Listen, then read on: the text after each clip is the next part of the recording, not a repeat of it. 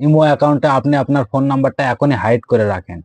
তা না হলে অপরিচিত কেউ যদি আপনার ইমো অ্যাকাউন্টটা পেয়ে যায়, সে কিন্তু খুব সহজে আপনার ইমো অ্যাকাউন্ট নাম্বারটা খুব সহজেই দেখতে পারবে বা পরে সে আপনাকে ফোন দিয়ে ডিস্টার্ব করতে পারে। সেই জন্য আপনি আপনার নাম্বারটা হাইড করে রাখতে পারেন। তো কিভাবে হাইড করবেন আমি আপনাদেরকে দেখিয়ে দিচ্ছি। তো এরকম ইন্টারেস্টিং ভিডিও পাওয়ার জন্য আমার পেজটাকে ফলো দিয়ে রাখবেন, আর যারা ইউটিউব থেকে দেখছেন আমার চ্যানেলটাকে সাবস্ক্রাইব করে রাখবেন। তো এই কাজটা করার জন্য আমরা ইমো অ্যাপসটা ওপেন করে নিব।